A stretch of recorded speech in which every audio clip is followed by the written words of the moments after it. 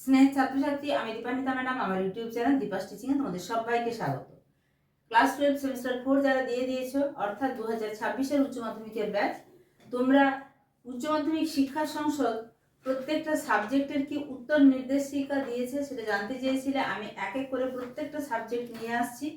আজকে বায়োলজিক্যাল সায়েন্সের একদম প্রত্যেকটা প্রশ্ন, যেহেতু উত্তর নির্দেশিকাটা গোপনীয়, দেখানো যায় না, আমি উত্তর নির্দেশিকা অনুযায়ী উত্তরগুলো রেডি করে দিয়েছি।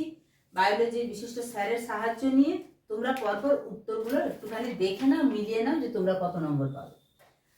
তোমরা দেখতেই পাচ্ছ সেমিস্টার 4 2026 কোশ্চেন অ্যান্ড অ্যান্সার, প্রশ্ন এবং উত্তরও করে দেওয়া আছে। নিচের 4টি প্রশ্নের মধ্যে যে কোনো 2টি প্রশ্নের উত্তর দাও। তোমরা প্রশ্নটা নিয়ে একটুখানি বসে যাও। এর মধ্যে কিছু কিছু ক্ষেত্রে, যেহেতু বায়োলজিক্যাল সায়েন্স আমার সাবজেক্ট নয়, কিছু কিছু ক্ষেত্রে যদি আমার উচ্চারণে ভুল হয় সেটা আগে থেকে তোমাদেরকে জানিয়ে রাখছি, তোমরা কিন্তু দেখে একটু মিলিয়ে নিও। প্রথম প্রশ্ন, মানব দেহে অ্যালকোহলিজমের 2টি প্রভাব লেখো। যেটা লাল কালিতে আছে সেটা প্রশ্ন, কালো কালিতে আছে যেটা সেটা উত্তর।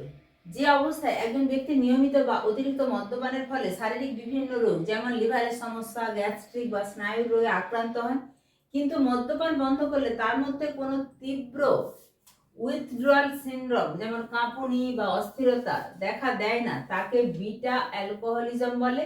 এরা চাইলে মদ্যপান ছেড়ে দিতে পারে। মানবদেহে দীর্ঘমেয়াদী মদ্যপানের 2টি প্রভাব, ফ্যাটি লিভার অর্থাৎ লিভারে চর্বি জমা, লিভার সিরোসিস, ত্বক লালচে হয়ে যাওয়া, লিভার ক্যান্সার, হেপাটাইটিস, স্মৃতিশক্তি হ্রাস, বিবেচনা শক্তি কমে যাওয়া, পেরিফেরাল নিউরোপ্যাথি স্নায়ুর সমস্যা, ওয়ার্নিক কোরসাকফ সিনড্রোম অর্থাৎ মস্তিষ্কের ব্যাধি, ইউফোরিয়া অতিরিক্ত আনন্দ অনুভব করা, রক্তচাপ কমে যাওয়া, লিভারের বিষমুক্তকরণ ক্ষমতা নষ্ট হওয়া। তাহলে এইগুলো ছিল উত্তর। এরপরে পরের প্রশ্নে চলে যাব। তোমরা একটু সাইডটা লক্ষ্য করে নিবে, সেখানে প্রশ্নের যে মান অর্থাৎ কত নম্বর সেটাও দেয়া আছে। প্রতি ক্ষেত্রে একটি করে উদাহরণ দাও। জীবিত তীব্রতা হ্রাসপ্রাপ্ত টিকা, টক্সয়েড টিকা, নিষ্ক্রিয় টিকা, রিকম্বিন্যান্ট টিকা। এটার উত্তরগুলো কালো কালিতে আছে। বিভিন্ন ধরনের ভ্যাকসিনের উদাহরণ, একে হচ্ছে লাইভ অ্যাটেনুয়েটেড, অর্থাৎ তার মধ্যে পড়ছে BCG, OPV, MMR, yellow fever vaccine, rotavirus vaccine. Toxoid, tetanus toxoid আর ডিপিটি। ইনঅ্যাক্টিভেটেড, এটা হচ্ছে আইপিভি, জলাতঙ্ক vaccine, influenza vaccine, hepatitis A. Recombinant, এটা হচ্ছে হেপাটাইটিস বি, এইচপিভি। যেটা সংসদ প্রদত্ত উত্তর সেটাই কিন্তু এখানে করে দেয়া আছে। উদ্ভিদ প্রজনন বিদ্যাতে বিশুদ্ধ বংশধারা নির্বাচন এবং দলবদ্ধ নির্বাচন, ইংলিশগুলো ব্র্যাকেটে লেখা আছে, পদ্ধতির মধ্যে নিম্নলিখিত বিষয়গুলির উপর ভিত্তি করে পার্থক্য লেখো। পরাগযোগের প্রকার, উৎপাদিত ভ্যারাইটির প্রকৃতি। পার্থক্যের ভিত্তি, এখানে বিশুদ্ধ বংশধারা নির্বাচন, এখানে দলবদ্ধ নির্বাচন। পরাগযোগের ধরন, স্বপরাগযোগ, দলবদ্ধ নির্বাচন, ইতর পরাগযোগ। উৎপন্ন প্রকরণের প্রকৃতি, হোমোজাইগাস জেনেটিক ভাবে অভিন্ন, আর হেটারোজাইগাস জেনেটিক ভাবে ভিন্ন। এরপরে অ্যান্টিবায়োটিক হলো জীবাণুর বৃদ্ধি প্রশমনকারী ঔষধের একটি উদাহরণ এবং উৎপত্তি স্থল লেখো। অ্যান্টিবায়োটিকের উদাহরণ পেনিসিলিন, এটা পেনিসিলিয়াম নোটেটাম বা পেনিসিলিয়াম, আমি ঠিক উচ্চারণটা বুঝতে পারছি না, এটা তোমরা দেখতে পাচ্ছ নামক ছত্রাক থেকে পাওয়া যায়। যেহেতু বায়োলজিক্যাল টার্মগুলো একটু উচ্চারণে ভুল করা চাইতে তোমাদেরকে আমি দেখিয়ে দিচ্ছি, তোমরা হয়তো এটা বুঝতে পারবে। স্ট্রেপ্টোমাইসিন, এটি এই ব্যাকটেরিয়া থেকে পাওয়া যায়। 2টি প্রশ্নের মধ্যে যে কোনো একটি প্রশ্নের উত্তর দাও।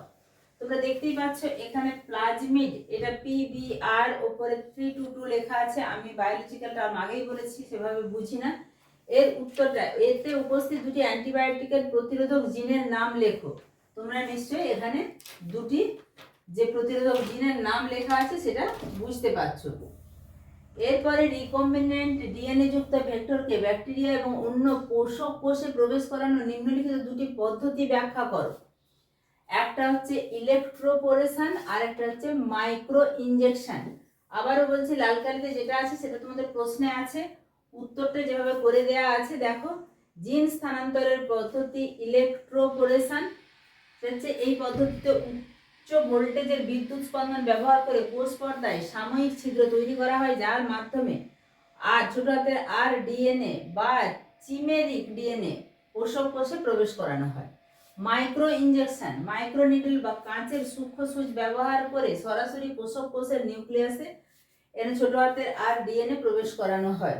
এখানে সেটার ছবি দেয়া আছে। আচ্ছা দেখে নিন একটু চিত্র সহ কিছু বলা আছে কিনা। না, তবুও নিশ্চয়ই চিত্রটা দিলে ভালো হবে, তাই উনি এটা করে দিয়েছেন। দুটি প্রশ্নের মধ্যে যে কোনো একটি প্রশ্নের উত্তর দাও। এর দাগে সাইলেন্ট ভ্যালি আন্দোলন এবং চিপকো আন্দোলনের সঙ্গে যুক্ত দুজন প্রধান ব্যক্তির নাম করো।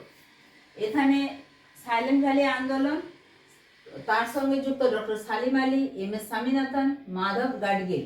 আর চিপকো আন্দোলনের সঙ্গে যুক্ত সুন্দরলাল বহুগুণা, গৌরী দেবী, চণ্ডী প্রসাদ ভট্ট।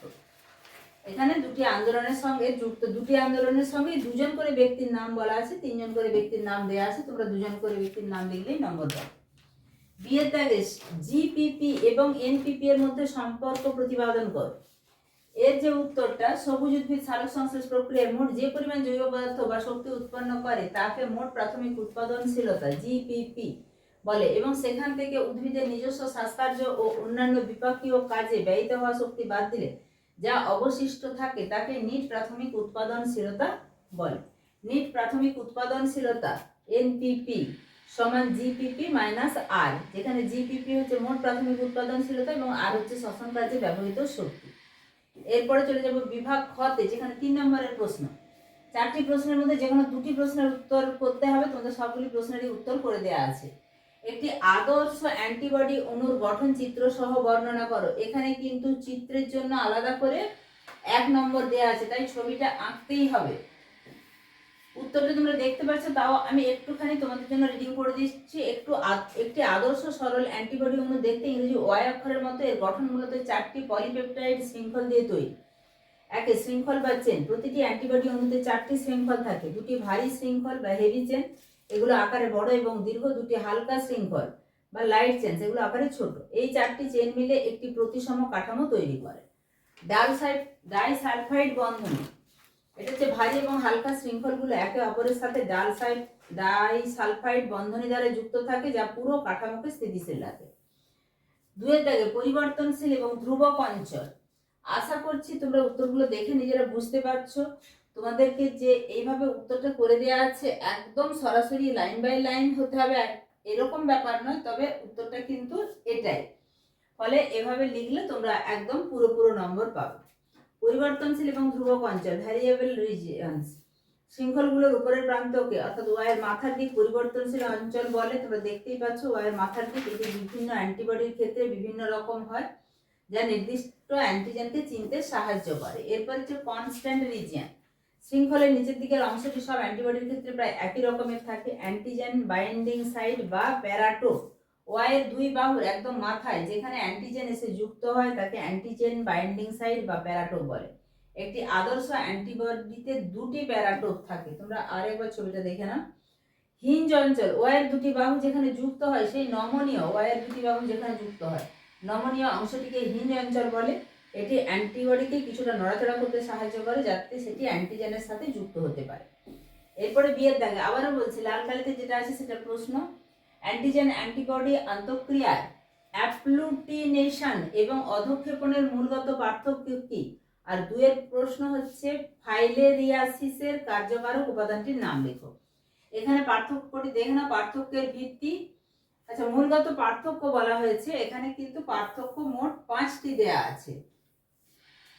2 নম্বরের তোমরা 4টে লিখলেও নম্বর পাবে, তাও এখানে যে পার্থক্যগুলো করে দেওয়া আছে একটুখানি দেখে নাও। অ্যান্টিজেনের প্রকৃতি, অ্যাগ্লুটিনেশন সেখানে হচ্ছে কণিকাযুক্ত বা অদ্রবণীয়, আর প্রিসিপিটেশন সেটা দ্রবীভূত বা দ্রবণীয়। উৎপন্ন পদার্থের প্রকৃতি, কোষের বড় ও দৃশ্যমান দলা বা গুচ্ছ তৈরি হয়, এটা সূক্ষ্ম অধক্ষেপ বা দ্রবণে ঘোলাটে ভাব তৈরি হয়। সংবেদনশীলতা, অধিক সংবেদনশীল, খুব কম ঘনত্বের অ্যান্টিজেনও শনাক্ত করতে পারে। আর প্রিসিপিটেশন কম সংবেদনশীল, অর্থাৎ অল্প ঘনত্বের অ্যান্টিজেন শনাক্ত করতে পারে। বিক্রিয়ার হার সাধারণত দ্রুত ঘটে, কয়েক মিনিটের মধ্যে সম্পন্ন হতে পারে। সাধারণত ধীর গতি, সম্পন্ন হতে কয়েক ঘন্টা বা দিন সময় নিতে পারে। উদাহরণ, এবিও রক্তবিন্যাস অর্থাৎ আরবিসি ক্ল্যাম্পিং, উইডাল টেস্ট, আর এটা প্রিসিপিটেশন হচ্ছে ভিডিআরএল টেস্ট, সিরামে প্রিসিপিটেন টেস্ট। এরপরে 2 দাগের যে প্রশ্নটি ছিল দেখে নাও, ফাইলেরিয়াসিসের কার্যকারক উপাদানটির নাম লেখো। ফাইলেরিয়াসিস বা গোদ রোগের কারণ, রোগ সৃষ্টিকারী জীব, তোমরা দেখতেই পাচ্ছ অবলিক দিয়ে যে 3টি আছে যে কোনো একটি লিখলেই হবে। সে দাগে বায়োফর্টিফিকেশন বলতে কি বোঝো? আর 2 দাগে কেন বায়োফর্টিফাইড ভুট্টা এবং গমকে পুষ্টিগতভাবে উন্নত মনে করা হয়? বায়োফর্টিফিকেশন এটার কাকে বলে বা বলতে কি বোঝো? উন্নত প্রজনন জেনেটিক ইঞ্জিনিয়ারিং এর মাধ্যমে শস্যের পুষ্টিগুণ যেমন ভিটামিন, খনিজ, প্রোটিন, প্রয়োজনীয় অ্যামাইনো অ্যাসিড বৃদ্ধি করার প্রক্রিয়া। আর বায়োফর্টিফাইড ভুট্টা এটা হচ্ছে সাধারণ জাতের তুলনায় এতে লাইসিন এবং ট্রিপ্টোফ্যান নামক অ্যামাইনো অ্যাসিড বেশি থাকে। বায়োফর্টিফাইড গম এতে প্রোটিন, আয়রন, জিঙ্ক সাধারণ গমের চেয়ে অনেক বেশি থাকে। এরপরে ডি এর দাগে পয়ঃ নিষ্কাশন, সুয়েজ পরিশোধনের শব্দচিত্রটি অনুধাবন করে প্রশ্নগুলির উত্তর দাও। অর্থাৎ এই যে শব্দচিত্র করা আছে সেখান থেকে এই প্রশ্ন 3টির উত্তর দিতে হবে। এ ট্যাঙ্কি, এর মূল কাজ কি? বি ট্যাঙ্কে উপস্থিত অধক্ষেপ এবং জলকে কি বলে? আর 3 প্রশ্ন, সি ট্যাঙ্কের মূল কাজ কি? পয়ঃ প্রণালী শোধন, প্রথমের যে প্রশ্ন এ ট্যাঙ্কি এর মূল কাজ কি তার উত্তরটা দেখো। এ ট্যাঙ্ক হলো ডিট্রাইটাস ট্যাঙ্ক, এর কাজ হলো অভিকর্ষ বলের সাহায্যে বড় বড় কঠিন বস্তুগুলিকে নিচে থিতিয়ে ফেলা বা ফিল্টার করা। বি ট্যাঙ্কে উপস্থিত অধক্ষেপ এবং জলকে কি বলে? বি ট্যাঙ্ক, এখানে বি ট্যাঙ্কে উপস্থিত অধক্ষেপ নিচে জমা হয় এবং তাকে প্রাইমারি স্লাজ এবং উপরে থাকা তরলকে ইফ্লুয়েন্ট বলে। আর 3 হচ্ছে সি ট্যাঙ্ক, এখানে অবায়ুজীবী ব্যাকটেরিয়া দ্বারা জৈব পদার্থ পচিয়ে বায়োগ্যাস তৈরি করে এবং স্লাজের আয়তন কমিয়ে দেয়। 5 প্রশ্ন, 4টি প্রশ্নের মধ্যে যে কোনো 2টি প্রশ্নের উত্তর দাও। এখানে প্রশ্নের মান আবারও বলছি দেয়া আছে, তোমরা নিজেরাও জানো কিভাবে প্রশ্ন হয়েছে বা কিভাবে কতটা উত্তর করতে হবে। প্রথম প্রশ্ন লাল কালিতে 1 দাগে রিকম্বিনেন্ট ডিএনএ প্রযুক্তিতে রিভার্স ট্রান্সক্রিপ্টেজ উৎসেচকটির প্রয়োজনীয়তা কোথায়? তার উত্তরটা হচ্ছে রিভার্স ট্রান্সক্রিপ্টেজ এটি এমআরএনএ, ছোট হাতের এমআরএনএ থেকে ছোট হাতের সিডিএনএ, তোমরা এগুলো নিজেরাই বুঝতে পারবে। অর্থাৎ কমপ্লিমেন্টারি ডিএনএ তৈরি করতে সাহায্য করে যা জিন লাইব্রেরি তৈরিতে ব্যবহৃত হয়। আর প্লাজমিক ভেক্টর তার উদাহরণ এখানে দেয়া আছে, তোমরা দেখতেই পাচ্ছ। এই যে একটি আদর্শ প্লাজমিক ভেক্টরের উদাহরণ। এরপরে বিয়ের দাগের প্রশ্ন, একটি ক্লোনিং ভেক্টরের যে কোনো 2টি মুখ্য বৈশিষ্ট্য লেখো। আর 2 হচ্ছে বায়োপাইরেসি কি? ক্লোনিং ভেক্টরের বৈশিষ্ট্যগুলো দেখে নাও। ভেক্টরের যেন বহিস্থ জিন বা পছন্দসই জিন বহন করে নিয়ে যাওয়ার ক্ষমতা থাকে। পোষক কোষে প্রতিলিপি গঠনের জন্য ওআরআইসি, অরিজিন অফ রেপ্লিকেশন জিন থাকতে হবে। পোষক কোষে সহজে যাতে প্রবেশ করানো যায়। 4 নম্বর হচ্ছে রিকম্বিনেন্ট কোষ থেকে নন রিকম্বিনেন্ট কোষকে পৃথক করার জন্য অবশ্যই মার্কার জিন বা সিলেক্টেবল মার্কার যেমন অ্যান্টিবায়োটিক প্রতিরোধী জিন থাকতে হবে। 2 দাগে বায়োপাইরেসি কি? তার উত্তরটা দেখো। কোনো দেশের জৈব সম্পদ বা ঐতিহ্যগত জ্ঞানকে অনুমতি ছাড়া এবং কোনো ক্ষতিপূরণ না দিয়ে বহুজাতিক সংস্থা বা অন্য কোনো দেশ ব্যবহার করে তবে তাকে বায়োপাইরেসি বলে। যেমন বাসমতি চালের বায়োপাইরেসি ঘটনা। 1997 সালে আমেরিকার একটি বহুজাতিক সংস্থা ভারতের বাসমতি চালের একটি বৈচিত্র্যের সাথে আমেরিকার একটি সেমি ডোয়ার্ফ অল্প উচ্চতার বৈচিত্র্য সংকরায়ন ঘটায়। এর ফলে তারা একটি নতুন ধরনের জাত উদ্ভাবন করেছে দাবি করে এবং আমেরিকার পেটেন্ট অ্যান্ড ট্রেডমার্ক অফিস থেকে এর উপর পেটেন্ট লাভ করে। এরপরে সি এর দাগের প্রশ্ন দেখো। নিম্নলিখিত ডিএনএ খণ্ডাংশটির প্যালিন্ড্রোমিক নিউক্লিওটাইড সিকোয়েন্স লেখো। সেটা হচ্ছে এটা হবে উত্তর। সজ্জাক্রমটি শনাক্তকরণে সক্ষম রেস্ট্রিকশন এন্ডোনিউক্লিয়াস এটির নাম লেখো। কিভাবে আঠালো প্রান্ত তৈরি হয়, কিভাবে আঠালো প্রান্ত অর্থাৎ এই যে স্টিকি এন্ড তৈরি হয় সেটা করে দেওয়া আছে। এই সেক্ষেত্রে এইটা দরকার নেই, সেখানে ব্লান্ট এন্ডটাও দেখানো হয়েছে, তোমাদের স্টিকি এন্ডটা দেখাতে হবে। আচ্ছা, 1 দাগে যেটা প্রশ্ন তার উত্তর তোমরা দেখতে পাচ্ছ যে ভাই GAATTC3, আমি ঠিক জানি না এই টার্মটা কি। এর প্যালিন্ড্রোমিক সিকোয়েন্সটি হলো এটি। 2 দাগে যে প্রশ্নটি এই সজ্জাক্রমটি শনাক্তকরণে সক্ষম রেস্ট্রিকশন এন্ডোনিউক্লিয়াসটির নাম হলো ECORI। তোমরা উত্তরটা দেখে নাও, দেখলে বুঝতে পারবে। 3 দাগে যেটা অর্থাৎ কিভাবে আঠালো প্রান্ত তৈরি হয় সেটা কিন্তু এই উপরের পোর্শনে যেটা করা আছে সেটা হবে। এরপরে আমরা চলে যাব ডি এর দাগে। ইন্টারন্যাশনাল ইনঅ্যাক্টিভেশন বলতে কি বোঝো? আর 2 এর দাগে স্টেম সেল থেরাপির প্রধান মৌলিক নীতিটি কি? ইনসারশনাল ইনঅ্যাক্টিভেশন, কোনো জিনের ভেতরে নতুন কিছু ডিএনএ খণ্ড ঢুকিয়ে দিয়ে সেই জিনটিকে যদি অকেজ করে দেওয়া হয় তাহলে তাকে ইনসারশনাল ইনঅ্যাক্টিভেশন বলে। এই পদ্ধতির মাধ্যমে খুব সহজে রিকম্বিনেন্ট যাদের মধ্যে নতুন ডিএনএ প্রবেশ করেছে এবং নন রিকম্বিনেন্ট যাদের মধ্যে প্রবেশ করেনি কোষগুলোকে আলাদা করা যায়। উদাহরণস্বরূপ নীল সাদা স্ক্রিনিং পদ্ধতিতে এটি ব্যবহার করা হয়। 2 এর দাগের যে স্টেম সেল থেরাপি, তার উত্তরটা দেখো। স্টেম সেল থেরাপি মূলত দুটি প্রধান নীতির উপর ভিত্তি করে কাজ করে। টটিপোটেন্ট স্টেম সেলের ব্যবহার। স্টেম সেল হলো এমন এক বিশেষ কোষ যার স্ববিভাজন ক্ষমতা আছে এবং এটি শরীরের যে কোনো বিভেদিত কোষে, কোষগুলোর নাম লেখা আছে, রূপান্তরিত হতে পারে। কোষ বা কলার প্রতিস্থাপন, শরীরের কোনো ক্ষতিগ্রস্ত, রোগাক্রান্ত বা অকেজ হয়ে যাওয়া কোষ বা কলাকে সুস্থ স্টেম সেল দিয়ে প্রতিস্থাপন করা যায় যাতে শরীরের স্বাভাবিক কার্যকারিতা আবার ফিরে আসে। 6 এর দাগের প্রশ্ন দেখো। একটি খালি পাথরের উপর অগ্রগামী প্রজাতির নাম লেখো। আর 2 এর দাগে পরবর্তী উদ্ভিদ প্রজাতি প্রতিষ্ঠায় এরা কিভাবে সাহায্য করতে পারে। 3 এর দাগে শেষ পর্যন্ত এক্ষেত্রে ক্লাইম্যাক্স উদ্ভিদ সম্প্রদায়ের কোন প্রকারটি প্রতিষ্ঠিত হবে। 1 এর দাগে যেটি উত্তর সেটা হচ্ছে পায়োনিয়ার প্রজাতি। খালি পাথরের উপর প্রথম যে জীব জন্মায় তা হলো লাইকেন। 2 এর দাগের উত্তর পরবর্তী পর্যায়ে উদ্ভিদ জন্মাবার প্রক্রিয়াকে যেভাবে অগ্রগামী প্রজাতি সাহায্য করে, যেমন পাথর ক্ষয়, তোমরা দেখতেই পাচ্ছ এখানে লেখা আছে এক ধরনের অ্যাসিড নিঃসৃত করে যা পাথরকে ক্ষয় করতে এবং ভেঙে মাটির উপর একটি পাতলা স্তর তৈরিতে সাহায্য করে। 2 এর হচ্ছে বিয়ের দাগে হিউমাস গঠন। যখন এই উদ্ভিদগুলো মারা যায় এবং পচে যায় তখন তারা মাটিতে জৈব পদার্থ বা হিউমাস যোগ করে।